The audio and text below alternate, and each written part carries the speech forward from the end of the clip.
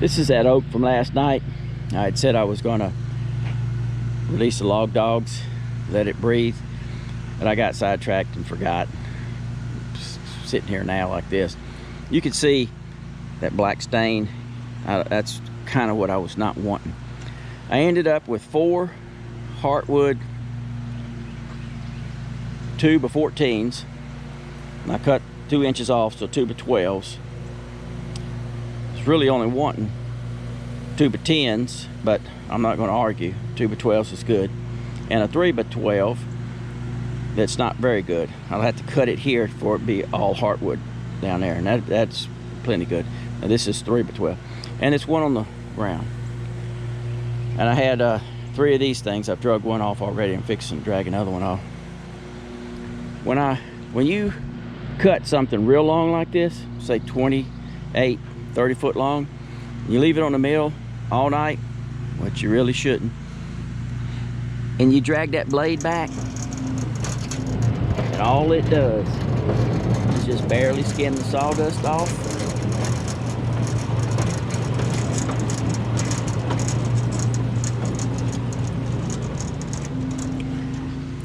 You can't imagine how good a feeling that is until you've done something like this and drag it back and have that blade hitting every 2 or 3 inches, just up and down, up and down, up and down. It's a good feeling.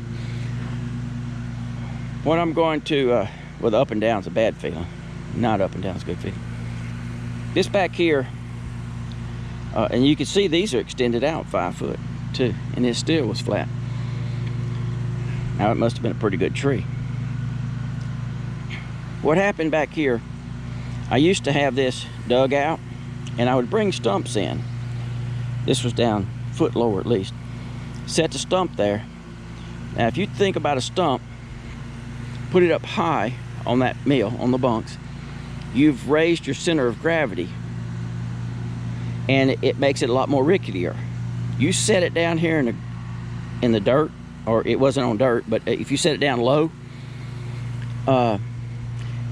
you've lowered your center of gravity, and it's a whole lot, I don't know, it cuts better. I would ratchet strap it across real good, even at angles, and no log dogs, but I had it ratchet strapped good. And I would saw the top, take it off, flip it over, saw the bottom. So now it's square. You put an anvil on there. I got them all over. I mean, some are huge.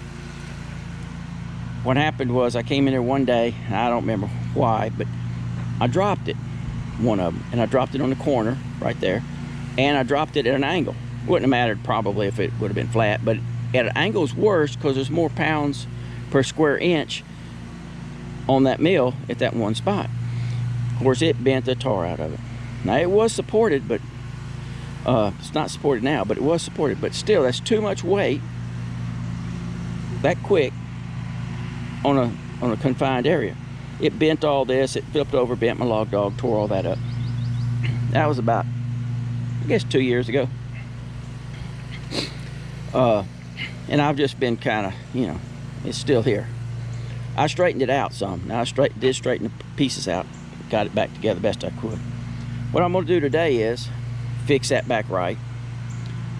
And the only reason I'm going to fix it back right, the incentive there was, if you remember, I don't see it now, I don't even remember where it was at, but on that video prior to this one, you had those terrible black streaks, and that's from when you're coming along, or at least on this mill, and you hit something, in this case not a knot, you hit something that slows the blade down, and you're sitting there thinking, okay, well, am I hitting something? And when you slow your speed down, it's going to turn it black. Not that. That's from the bunk. You'd have to look at that video to see what I'm talking about, because I don't see it now. But that's on mine. It's either because I'm hitting a nut, because I've just about worn my rollers out. Either I'm hitting a nut, so the roller hits the nut, and it's kind of lift up a little bit. Well, the lifting up kind of, you wouldn't think it, but it kind of shocks you because it's harder, and you start wondering, so you slow down. Or, in the case like in that video that I showed, see how this one's not lined? You can really see it right there. That was where the bad spots were, which I don't see now, but they were in that video. So I'm gonna take this all back off, and that's because this mill's 32 feet, and I seldom use this part back here, so I guess I got sloppy. I don't know. But I'm gonna take and I'm gonna run it back again. I'll put my wire like I always do. I'll show you how I do that. Put a wire on top, put a wire on the side, and line it all up. Because if you think about this mill, if it was just say one section, 4 foot. So you had a sawmill and it wasn't but just 4 foot, that was it. It cannot really, it's darn hard for it to get out of a line, you know, where it bends one way or the other. If it's just 4 foot. 8 foot, it might bend at the joint and kind of go and tilt. Now you think about something, say 100 foot. If you go along, it's kind of easy for it to kind of veer this way, veer that way, just a little bit like a railroad track, just veer just a little bit. And that little bit of veer will cause, on this sawmill, it will cause those wheels to drag. You might think that's a minor thing.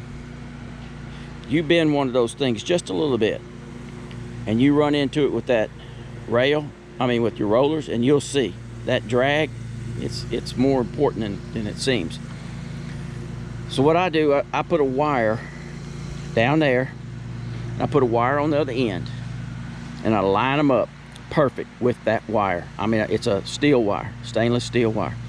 I line them up perfect, and then I go over here, and I don't know what I did, but some kind of way I was less than perfect here. So I'm going to get these back right,